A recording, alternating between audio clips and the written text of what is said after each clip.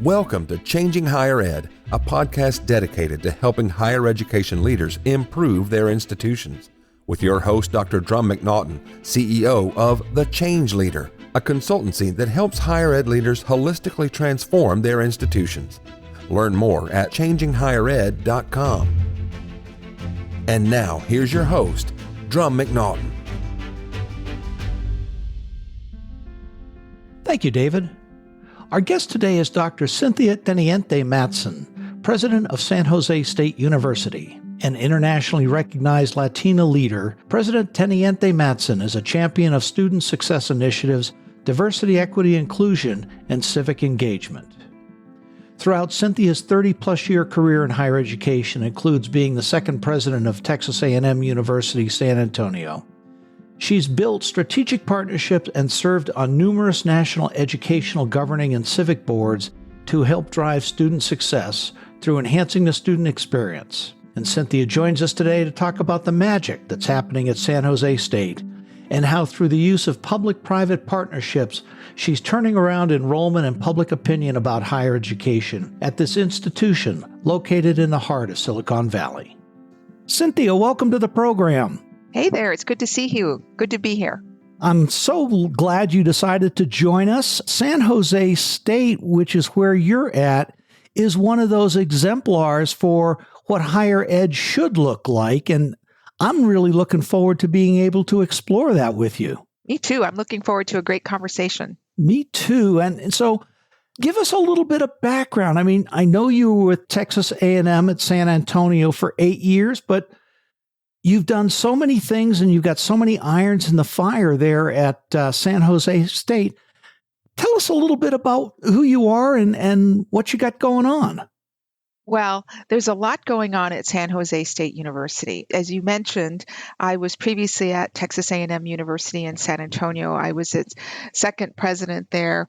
Very, very inspiring role there to help build a university from the ground up, which is a very unique opportunity, and to welcome our first class of freshmen when I was there. I started there when the campus was an upper division only institution and became a comprehensive master's degree serving institution. So I learned a lot there about how we think about the future of higher education as it relates to innovation, public-private partnerships, the importance of working together with community. So the idea of coming back to the California State University system, I was here before for almost 11 years at Fresno State. Coming back to San José State as president and CEO was just an exciting opportunity to be at a campus that is in the heart of the Silicon Valley, in the city of San Jose, which is the capital of the Silicon Valley.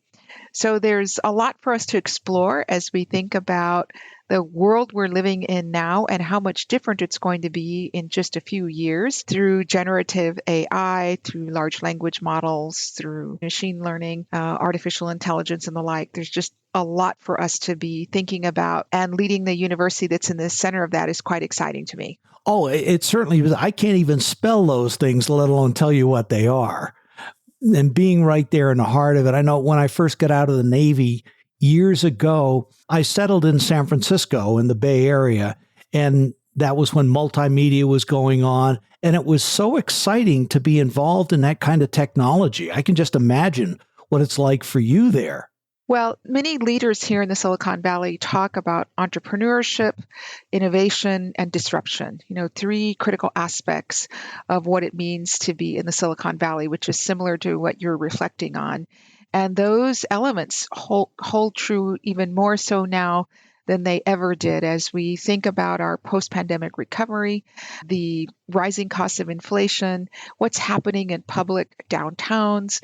Our university, San José State University, one of the significant attributes of our community is being located in a downtown urban core.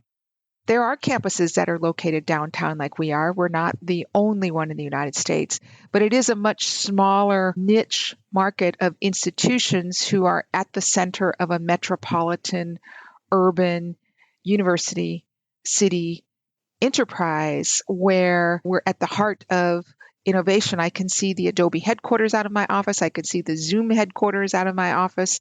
I can jump in my car and I'm 15 minutes away from Apple Park, and many others, Meta, Google, many of the other names that we all know, and the new names that are coming up and forward, like OpenAI and what's happening in the world. So it makes San Jose State and the crux of higher education here quite unique. Oh, it is. And to have an influence on where higher ed is going and how it really needs to be done is just amazing for you, an opportunity there.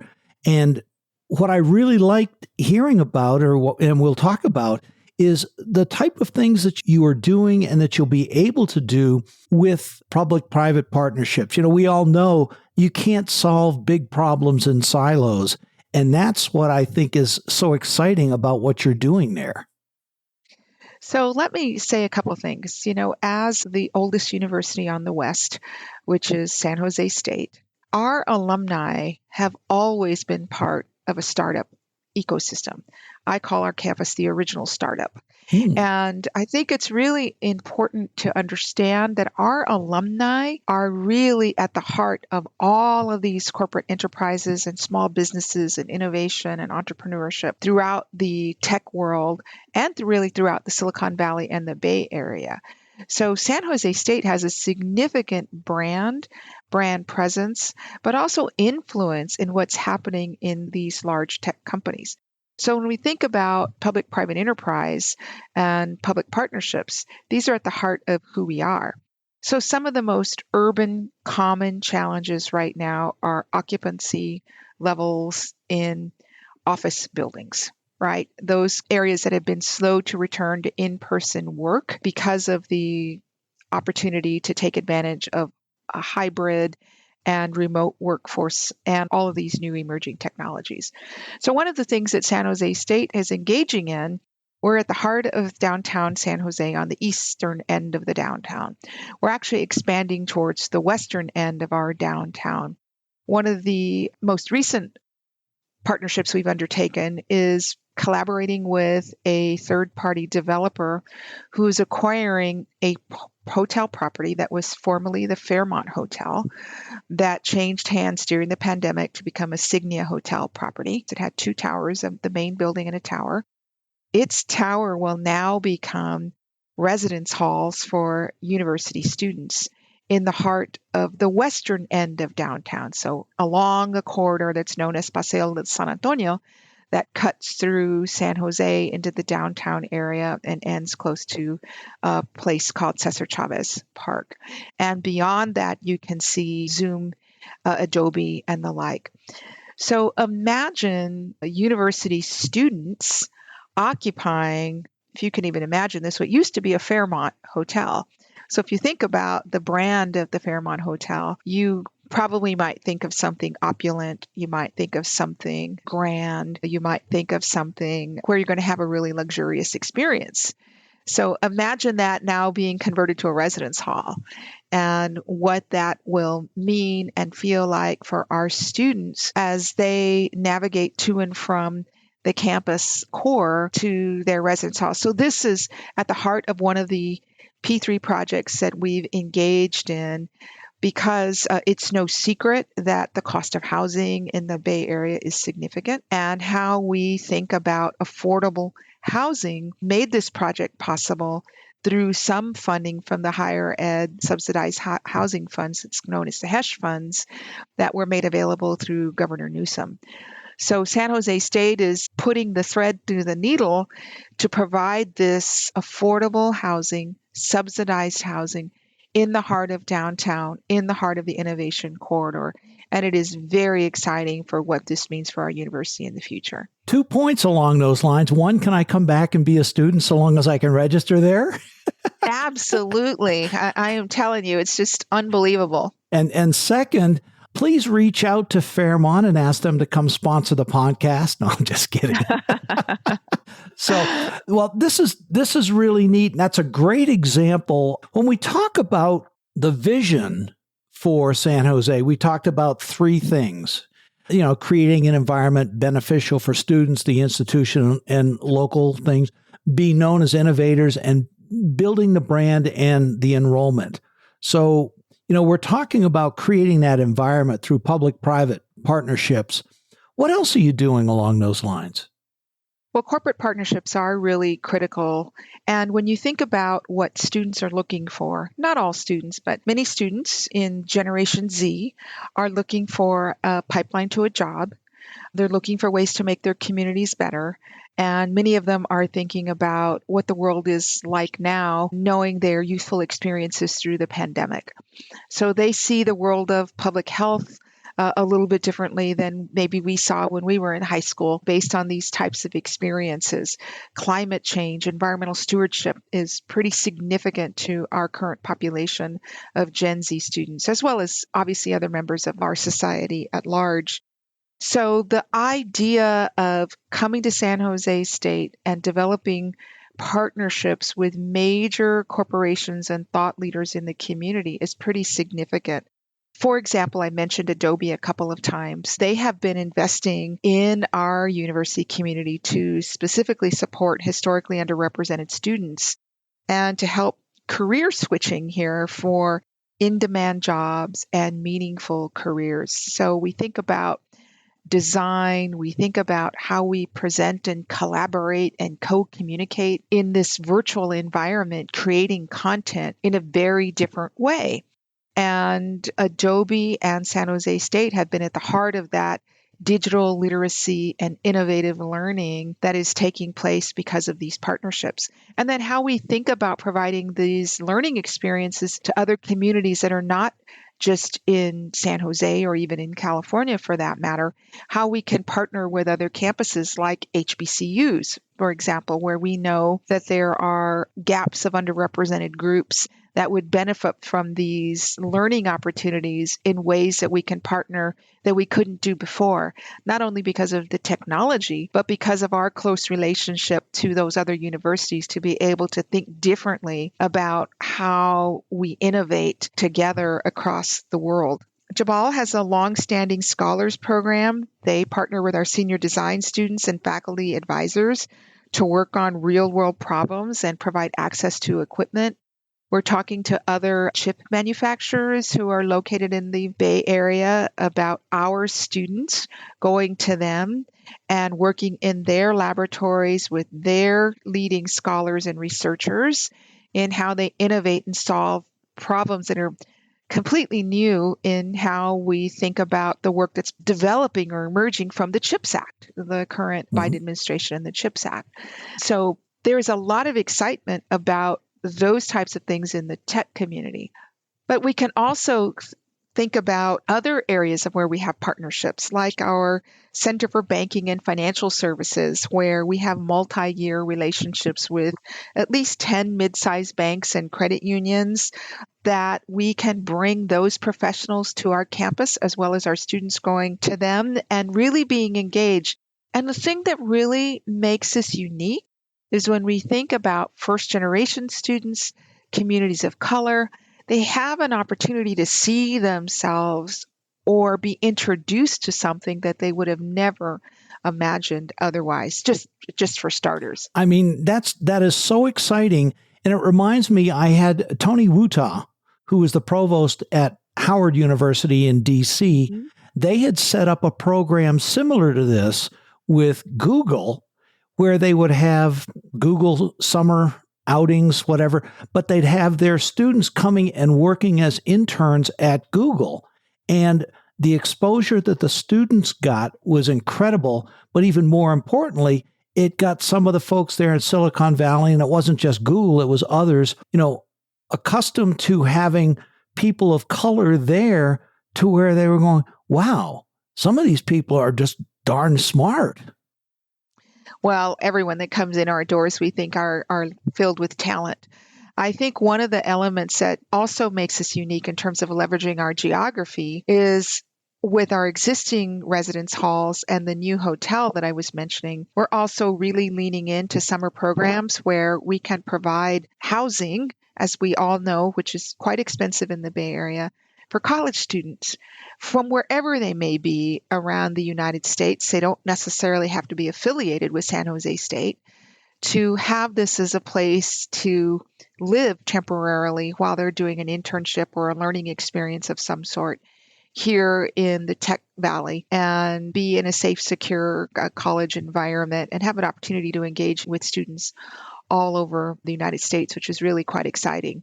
And it's a great revenue stream for the college as well, or the university as well, because had you not been having folks coming in and staying there, these buildings would possibly remain empty for the entire summer. We always look for a diversity of perspectives, diversity of revenue sources, diversity of students that come together serendipitously and have opportunities to learn and work together in a residential learning community. It really makes a difference, even if they're not, as you suggest, our students. Yes, we may be supplemented from revenue, but there's so much more that goes on. But I have to tell you that although we're in the heart of the Tech Valley, all of our partnerships aren't around technology. There's a lot that we're doing in K through 12 in the schools. We're part of a Bay Area collaborative that was awarded around $18 million. About $4 million of that is coming to San Jose State to build pipeline programs to ignite a student's passion that might be in high school to think about careers in education, careers in technology, and health careers are the three areas of which we're starting to build a dual enrollment that has an internship component as well as earning college credit while they're in high school. So those are some public-private partnerships that take us into the school districts. They take us with our community college partners as well as business enterprises. Here on our main campus, we have a partnership with the city of San Jose where we run the local performing arts center. It's called the Hammer Theater. It is directly adjacent to our campus. And so when I mentioned this hotel on Paseo del San Antonio, the first civic building, well, any building, but the civic building in particular, directly across the crosswalk from our campus on the Paseo del San Antonio is the Hammer Theater. And it is now operated by San Jose State. So our performing arts activities occur there for our music program, our dance program, our theater program, lecture series, but it's also home to enormous numbers of community events that occur right there at the Hammer Theater.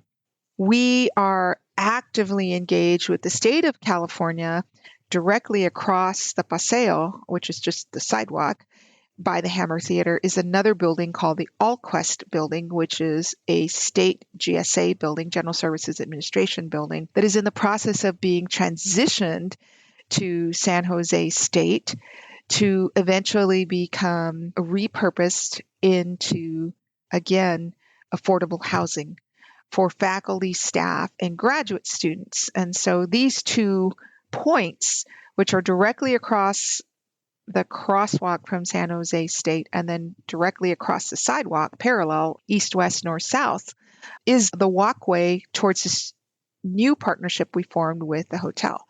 So the campus is coming fully east to west in ways that link humanities and arts, housing, graduate students, the Tech Valley, and all forms of partnerships with museum and art activities that are along that same paseo. So it's an exciting time to see San Jose State rising to new heights in this way. And remind me again, how long have you been here? I've just last week completed my first year. Have you gotten any sleep in that time? Well, the partnership with the hotel has been pretty significant for us to expand. And like I said, these other pieces coming together are really allowing us to enhance our master plan into the downtown core. And as I started early in the conversation, mentioning the important collaborative role that a public university has as we think about urban problem solving, this puts us in the heart of collaboration, vibrancy, revitalization, working very closely with our San Jose Downtown Associations, our civic centers. There's a whole group that are known as Team San Jose that are helping to really lift and connect all of this work as we think about conventions and conferences and the like coming into our downtown urban area. You can imagine the excitement that this will create. Oh, I can hear it in your voice. And obviously, you can't do this in a silo. You've had to work closely with the mayor's office, council of supervisors, education entities, corporations. I can just imagine the communication strategies with this must be, I wouldn't say daunting, but they've got to be very, worked out, as well as building the personal relationships with these folks. So Mayor Mahan, who is our current mayor, started about the same time I started, as did several of our council members and the president of our board of supervisors. So there was a lot of synergy in us coming together close to the same time. I like to think about it as weaving all of these pieces together like a tapestry of innovation. And so one of my early acts, really within my first 90 days or so, I went to the mayor and asked if we could work together to lift our brand in the community. That as the city of San Jose's public university, we really wanted to strengthen our presence. So he advanced a budget proposal of which we have shared expenditures for street banners, wayfinding, in the downtown corridor. We're also working towards what I call Spartan heads. So our mascot is the Spartan, and putting Spartan heads on the roadways. So there's a lot of elements that come together so that you're in the city of San Jose Spartan territory, and not just on the four corners of our campus proper, but all the way through downtown. And the mayor and his city council did adopt that budget proposal in his first budget message, which was important to us and to San Jose as a community, along with the significance of affordable housing. You can't be in the Bay Area and not be talking about affordable housing. And so that connects this hotel opportunity that arose, as well as what I was mentioning about the state facility, the Allquest building. There's still a lot of work that needs to be done on that Allquest building, but the hotel, we have a deadline of being open next fall of 24 and being full with our next class of students, whether that'll be freshmen, transfer students, some blend of the like. And that's happening remarkably fast, and that only happens through collaboration. And pointing to being at the tip of the spear of innovation is where San Jose State sits with all of our partners in the neighborhood. Well, it is one of the key places where the major corporations there hire. You've got an incredible tech program there and technology. Your placement rate, too, is very high, is it not? Oh, unequivocally. Our engineering program, for example, the average GPA to come into the program is over a 4.0. So these students all have very vibrant experiential learning that's built into their curriculum, hands-on work with all kinds of labs. So they all go to work. Our computer science program, very similar, over a 4.0 GPA to get into the program, as well as our transfer pathways in. But even in our business school, our accounting graduates, according to the Wall Street Journal, are earning the top salaries in the United States wherever they go. So our accountants, our finance majors, and our marketing majors are being placed at high wages in high demand jobs very quickly. So coming to San Jose State is a very strong indicator, predictor of success, of employment, of going right to work at a very competitive high wage. And with the partnerships that you have with the corporations, you're a known entity to those corporations. Unequivocally, as I mentioned, our alumni are placed in all kinds of strategic areas in all the major corporations, in names that you know of throughout the country. One of the things that's interesting, I'm gonna back up to something about your partnerships with the public officials. When we spoke the other day, one of the things that amazed me is how the public officials use the university for their press conferences. Yes. And so, City Hall, so again, this is being a major urban geographical setting. City Hall is literally 3 minutes across the crosswalk, the walkway.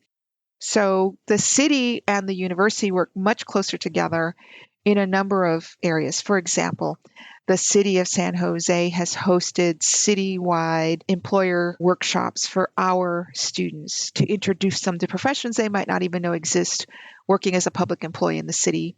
They have a very large urban-looking rotunda that is an open space where we can host these types of job fairs as well as the outdoor area. So it's a 3 or 4 minute walk at best, and it's connected through sidewalks. So we go there. The mayor and his elected officials come here for press conferences, for major announcements, to engage with students, sometimes just to come over and eat in our food courts here in the downtown core. So we are very interconnected. You might remember about 20 years ago or so, a little bit longer than that, the city of San Jose and San Jose State announced a partnership to build, this was very innovative at the time, to build a public library. So it's a city university community library, 8 stories tall, right at the corner, an entryway to our campus. So the city and the university came together in a very innovative way to share land, to think about our facilities coming together and build this very vibrant hub of activity.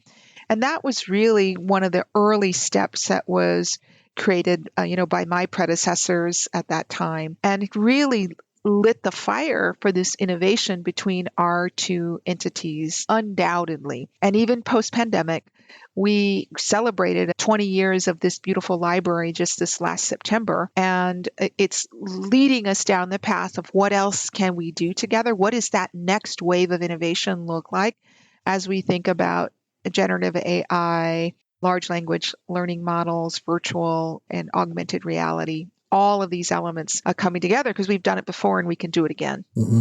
So if you had advice for a fellow president, not getting into our 3 takeaways just yet, but if you had advice for a fellow president who wanted to pursue these type of relationships, town gown type of things, what would you say to him or her? Where do they start?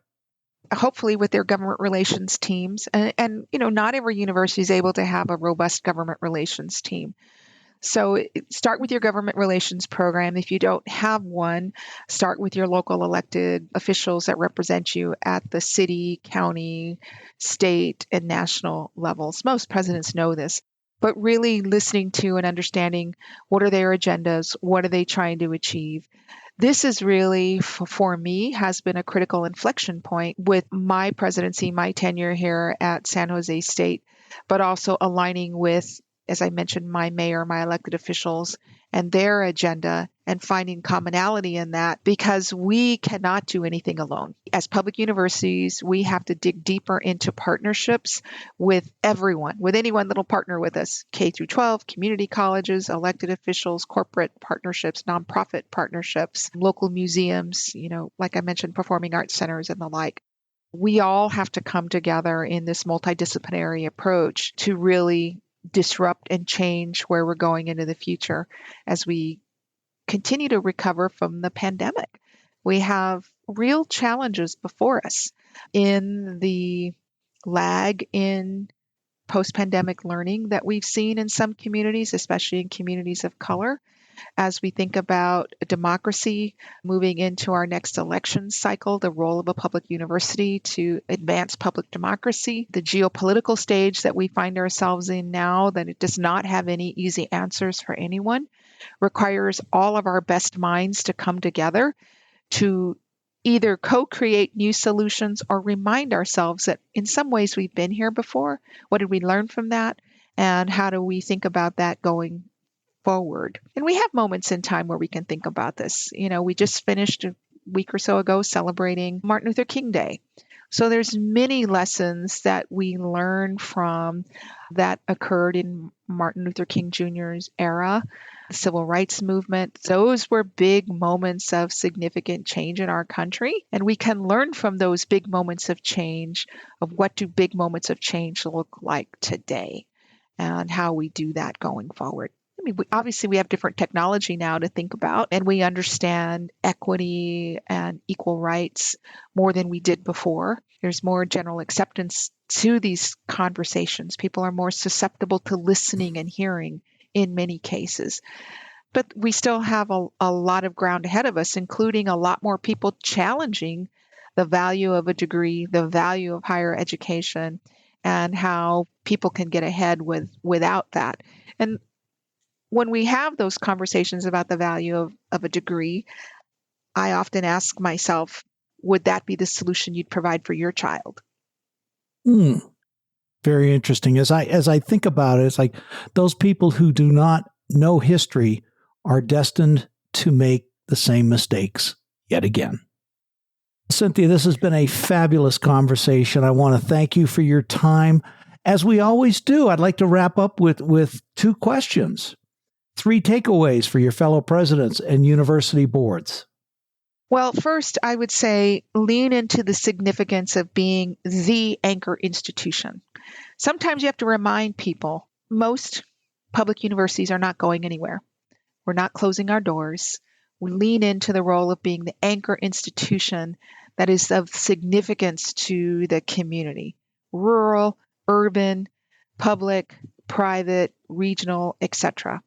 That is irreplaceable in what we do as universities and spaces.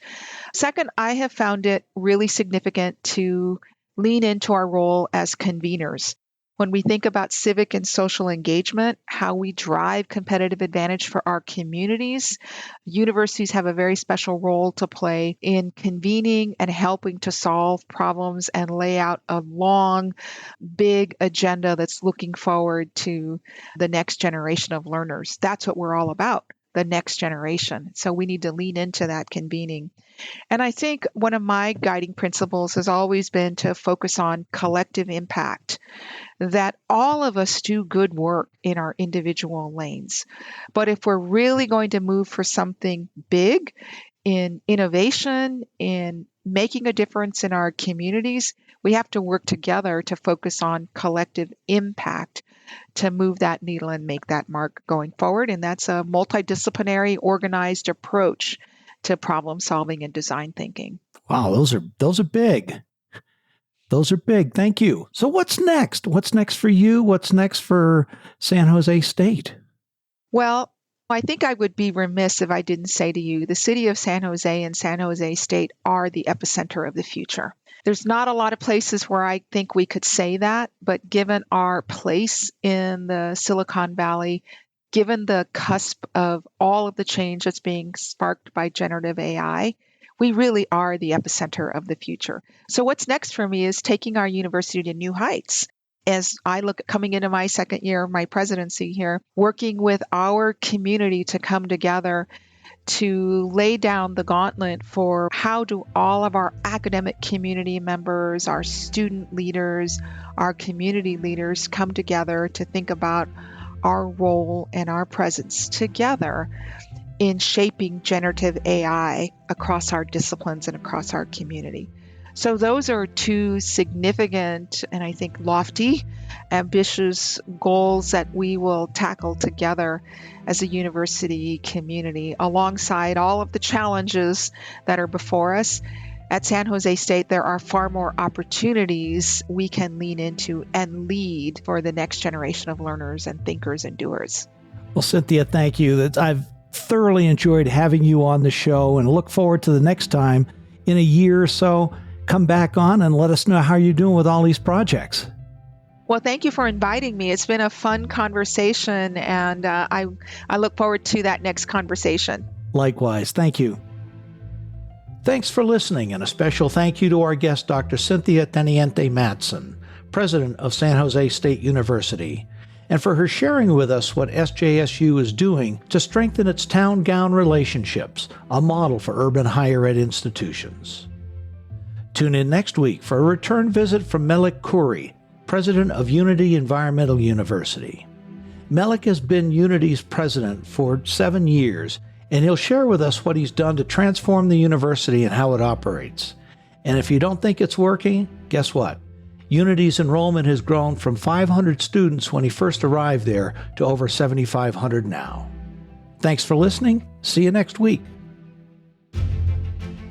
Changing Higher Ed is a production of The Change Leader, a consultancy committed to transforming higher ed institutions.